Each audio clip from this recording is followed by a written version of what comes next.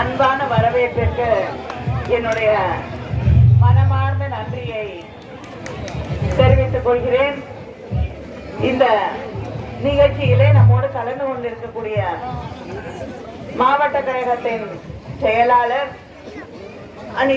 அமைச்சர் அனிதா ராதாகிருஷ்ணன் அவர்களே,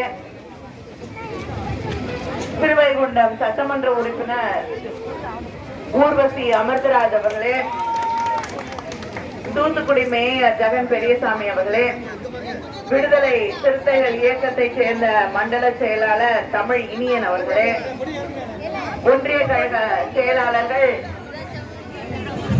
ஜோசப் அவர்களே, பாலமுருகன் அவர்களே, பொன் முருகேசன் அவர்களே, பேரூர் கழக செயலாளர் இளங்கோ அவர்களே, இந்த நிகழ்ச்சியிலே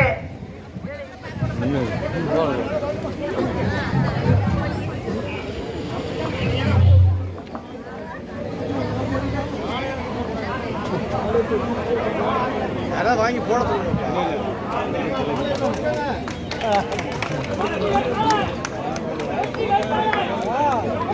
கொடி கிழக்குன இந்த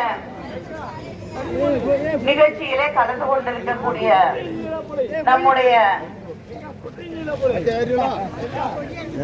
நம்முடைய இந்தியா கூட்டணியை சார்ந்த பல்வேறு இயக்கங்களின் நிர்வாகிகளே, இங்கே இந்த நிகழ்ச்சியிலே கலந்து கொண்டிருக்கக்கூடிய திராவிட முன்னேற்ற கழகத்தின் முன்னணி செயல் வீரர்களே, சகோதரர்களே, சகோதரிகளே, நம்முடைய அன்பு தலைவர் கலைஞரின் உயிரினும் மேலான அன்பு உடன்பிறப்புகளே, உங்கள் அத்தனை பேருக்கும் என்னுடைய வணக்கத்தை, நன்றியை தெரிவித்துக் கொள்கிறேன்.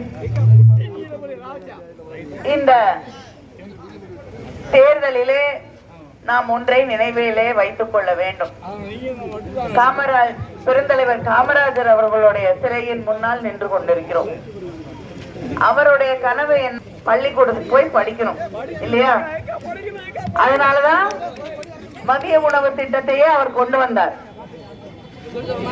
இன்னைக்கு நம்முடைய முதலமைச்சர், அதுக்கப்புறம் தலைவர் கலைஞர் அவர்கள் அந்த மதிய உணவை சத்துணவு திட்டமாக மாற்றினார்.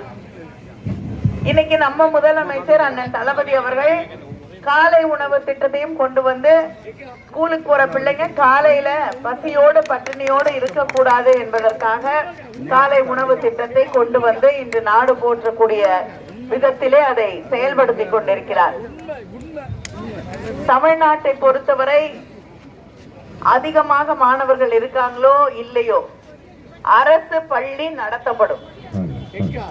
ஒரு பள்ளி ஒரே ஒரு மாணவனுக்காக மலை பிரதேசத்தில் இருந்த பள்ளி நடத்திய வரலாறு தமிழகத்தின் வரலாறு. ஆனா இன்னைக்கு இருக்கக்கூடிய பிஜேபி புதிய கல்வி கொள்கை என்ற ஒன்றை கொண்டு வந்து அந்த கல்வி கொள்கையில என்ன சொல்றாங்க, நிறைய பிள்ளைங்க ஒரு ஸ்கூல்ல படிக்கலன்னா, கவர்மெண்ட் ஸ்கூல்ல படிக்கலன்னா அந்த ஸ்கூலை மூடிடணுமா, எல்லா பிள்ளைங்களும் ஒரே இடத்துக்கு கொண்டு வரணுமா. அப்ப மலையில இருக்க ஸ்கூல்ல இருக்கக்கூடிய பிள்ளை எப்படி வந்து கீழே வந்து ஒவ்வொரு நாளும் படிச்சுட்டு போகுமா? இல்லைன்னா 10 கிலோமீட்டர் தாண்டி ஒரு ஸ்கூலை வச்சா சின்ன பிள்ளைங்க வந்து படிச்சுட்டு போகுமா? பிள்ளைங்க வந்து படிக்கிறத பத்தி கவலை இல்லை.